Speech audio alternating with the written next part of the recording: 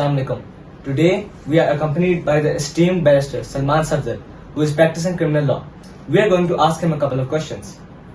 Being a renowned barrister yourself, what are some skills you learned which helped you get to the top?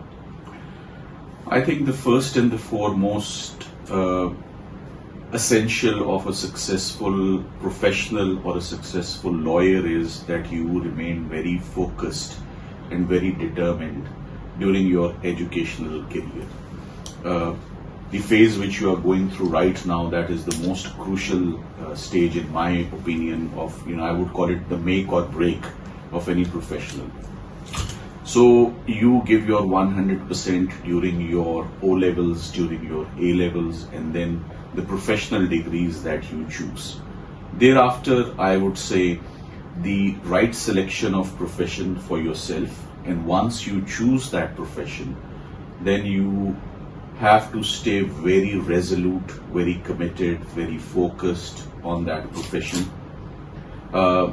Your selection of the right pupil master in my profession, in the profession of law, plays the most significant role in shaping you as a lawyer or as an advocate. So I would say I was very fortunate that I was mentored and I was coached by the most renowned and most professional criminal practitioner. The skills which are essential for this practice, your interpersonal skills are very important. Your communication skills are very pivotal. Thereafter, it goes without saying to every profession that you have to be very, very hard working.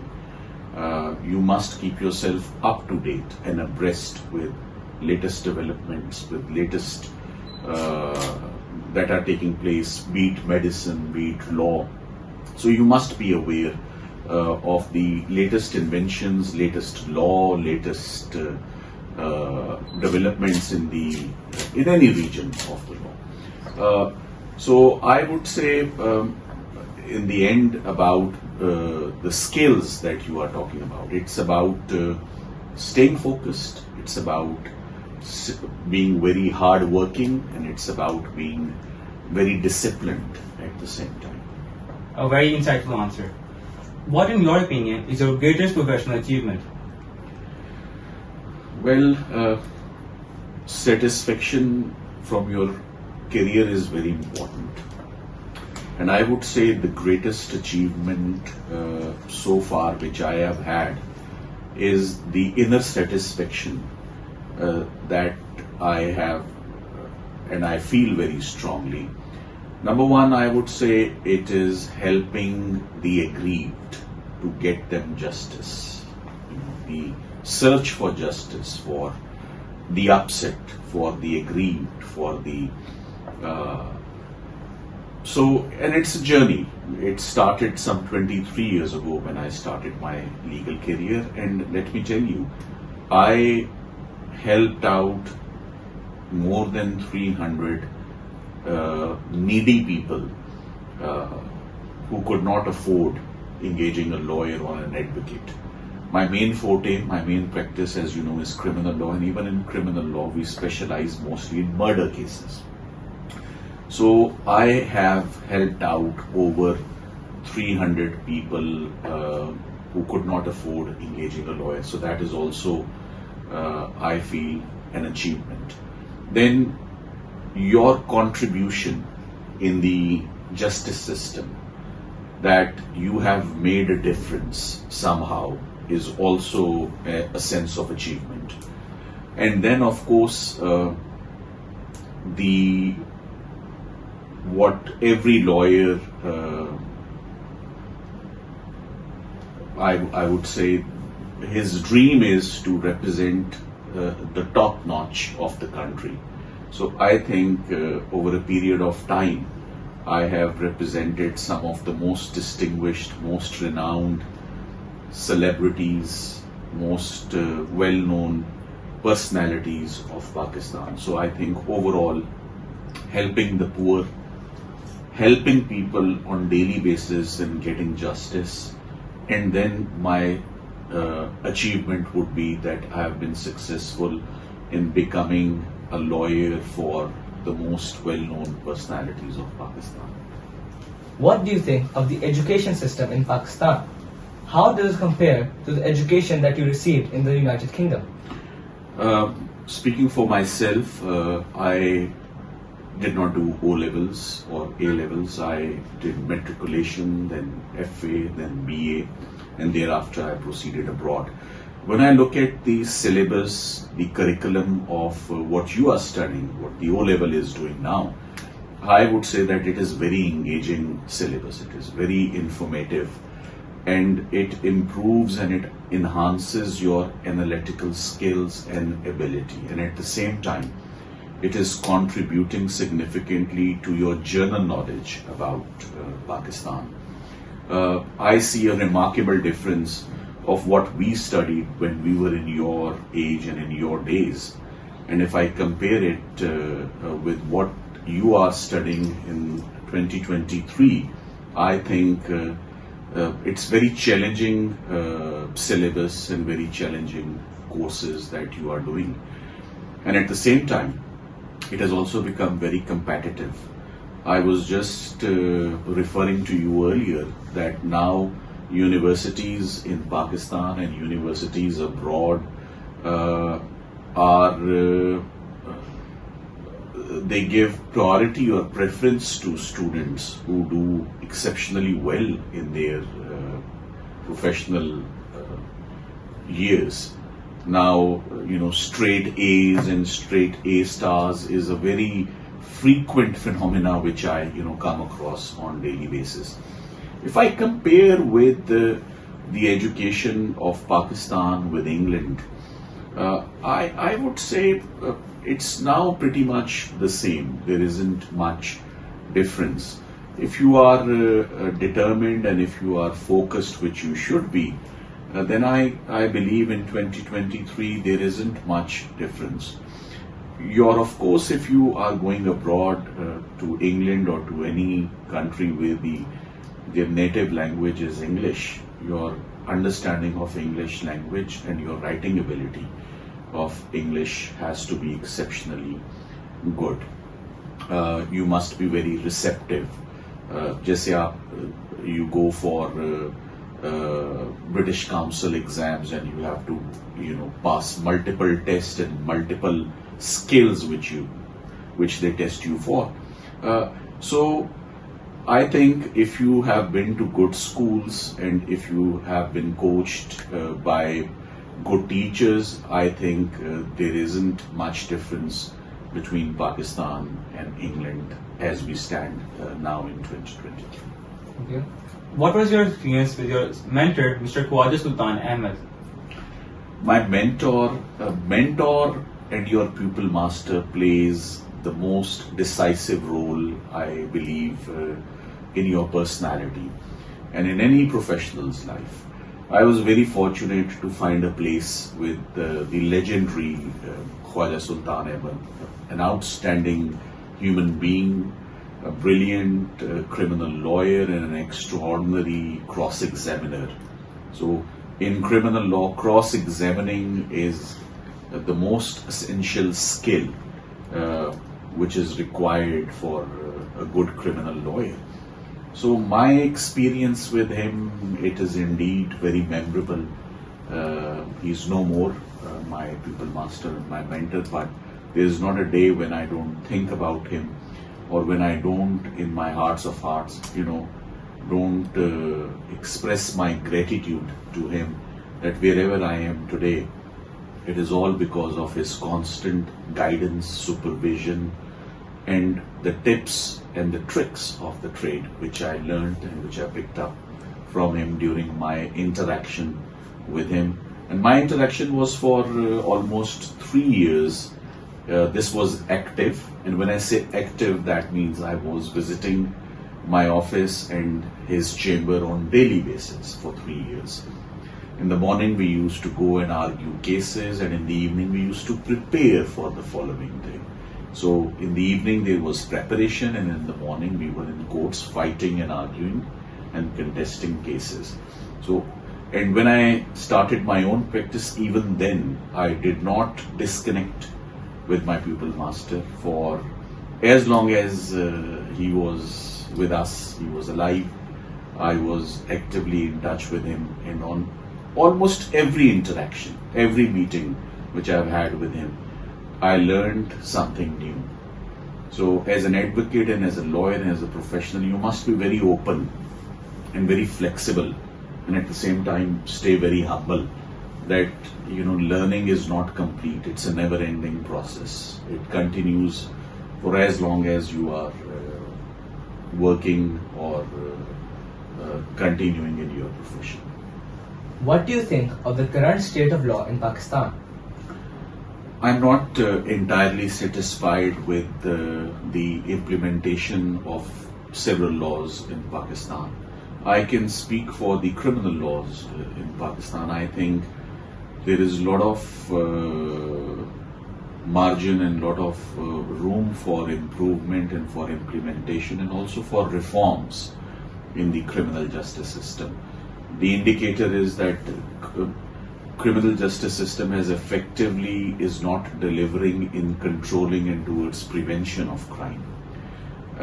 We must keep ourselves abreast with the modern world, how crime is being investigated, how crime is being prosecuted in other countries, in other jurisdictions.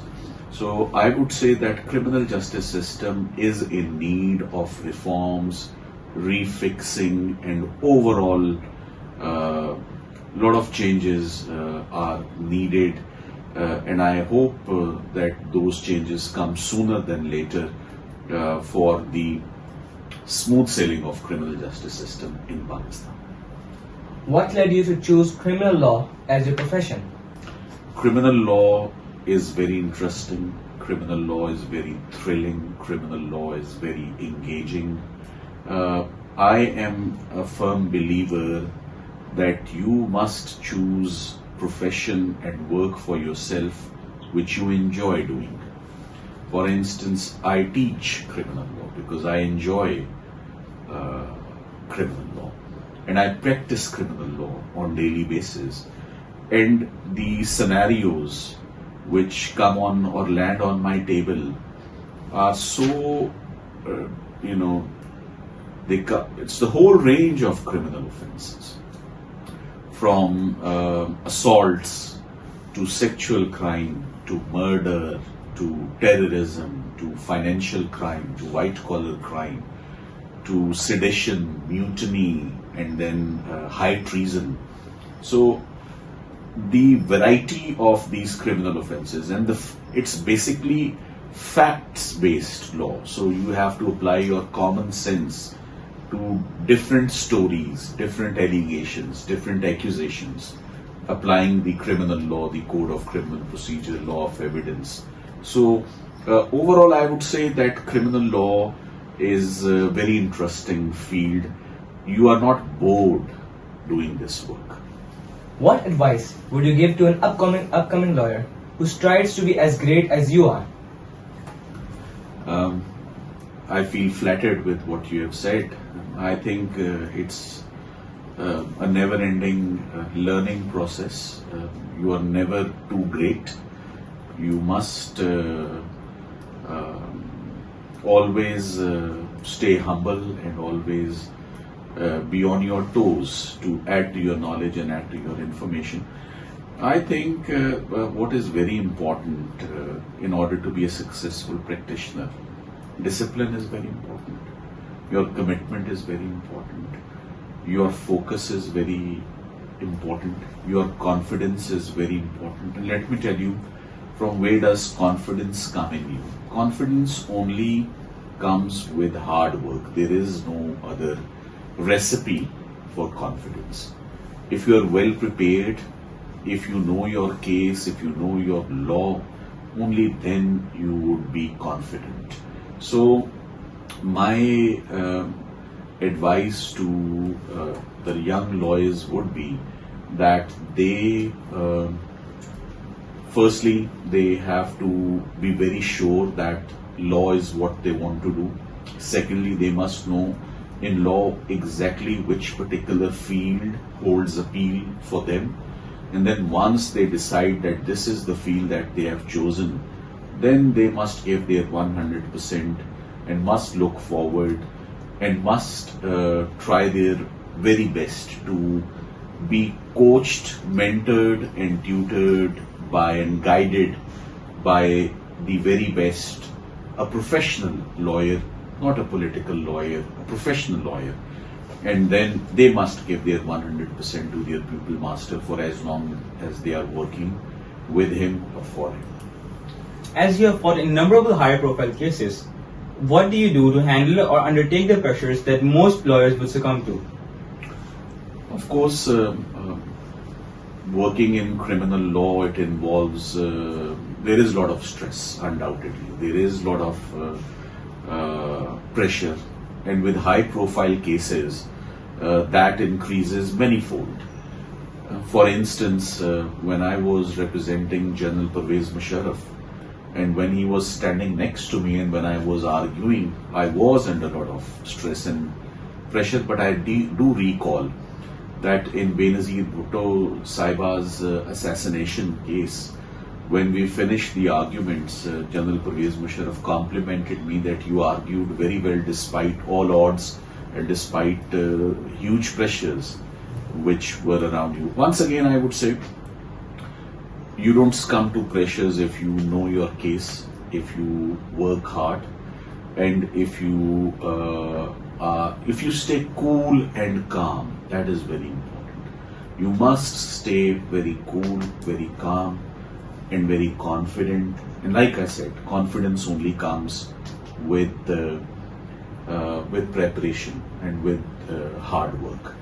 I am now used to it, but initially I did have difficulties. Even now, there are many occasions when I panic, when I take a lot of stress, and I have sleepless nights. But I think when you perform well in the court, all the stress and all the tension and all the anxiety, I guess, it goes away. Let's talk about late General Pervez Musharraf's high treason case and death sentence. You are reported to have called the proceedings unconstitutional and hasty. Why did you say that? That is correct. First of all, General Pervez Musharraf, as we all know, is no more. He passed away earlier this year. And I would term his tenure as a good times for Pakistan when he was ruling the country.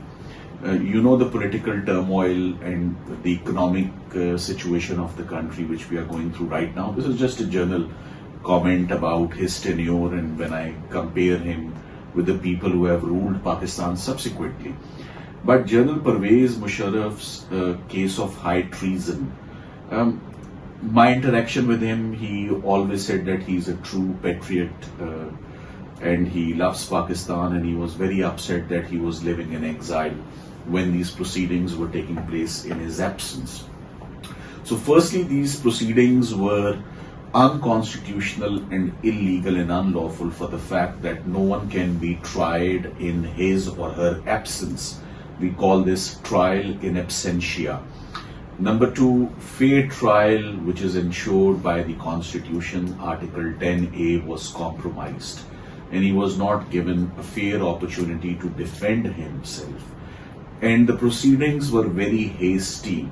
I cannot go into the technicalities, but all I can tell you that the trial accelerated at an extraordinary pace, and the legal procedures were not complied with. And hurriedly and in haste, a decision was announced without even hearing the lawyers. And then a death sentence was handed down, which was also very unconstitutional. If I may remind you, it said that he should be hanged for 3 days, at a particular place, which was D Chowk. So everything about the proceedings, from the very outset, from the stage that charge was framed, evidence was recorded, and decision was announced, every step was illegal, unlawful, and unconstitutional. And I think it's a miscarriage of justice that he was given a very unfair verdict. What led you to take the former Prime Minister Imran Khan as your client? Mr. Imran Khan reached out to my office. As you know, we are professional criminal lawyers, and initially he had this anticipation that since he was removed from the power corridors, there would be politically motivated cases for him. But I never thought in my wildest imagination that there would be nearly 200 criminal cases against him. You know, in the cricket field, you hear about double century, but you never hear about double century of criminal cases. So we were engaged by Mr. Imran Khan about 14 months ago, and we are terribly busy actually. On daily basis, there was a new criminal case registered against him, and on daily basis we were approaching courts for the protection of law, for seeking bails. And now, as you know, he's behind the bars after being erroneously and wrongly convicted in Tosha Khana case. Overall, there are hundreds of cases registered against him, all baseless, all concocted, all false and fabricated cases. And it's very unfortunate that we are witnessing this. I think it is expected that the courts will do justice, because it is mainly they are repeated assaults and breaches of his fundamental rights, which are guaranteed and ensured under the Constitution 1973. So we hope that he gets justice, and this vicious and very brutal political victimization comes to an end very soon. Being such an experienced and successful lawyer as yourself, what would your advice be to future lawyers who to improve the general standard of criminal prosecution in Pakistan? That's a very good question, in fact. I think to improve the criminal justice system and its performance, first of all, the system, the government, the state, the law ministry, I think the first steps are due from them, that they reform the police department, the policing, the investigation system, the laboratories, the forensic system, the capacity building of the prosecution department, capacity building of the judges, shift towards modern and scientific methods to detect and to investigate crime, rather than the old traditional and orthodox manner and style of probing into criminal investigation. For young lawyers, of course, to do a comparative study of what Pakistan is doing and where Pakistan is, and then a comparative analysis with other jurisdictions, with other countries, their laws, their judgments, their views, their approaches, and to implement it in their practice, and to give references of those cases in their own cases in Pakistan. So I think the future and the survival of criminal justice system is mainly dependent on the future generation and future lawyers of Pakistan. And there's a heavy burden on their shoulders. And in order to discharge this heavy burden, they must first of all be in a position and in the ability to have the ability to identify and pinpoint the weaknesses, the flaws, the shortcomings, the lacunas in the system, and then to work effectively to improve and to remove all those shortcomings from the system. So overall, I think once again the answer is, as long as they are aware and they are cognizant that these are the issues the criminal justice system is facing, and if they are properly coached, properly trained, properly mentored by good people masters, and if they are working hard and doing comparative analysis, I think we will find all the solutions, and we will be able to put our house in order, and would be able to rub shoulders with those countries who have made significant developments in the criminal justice system.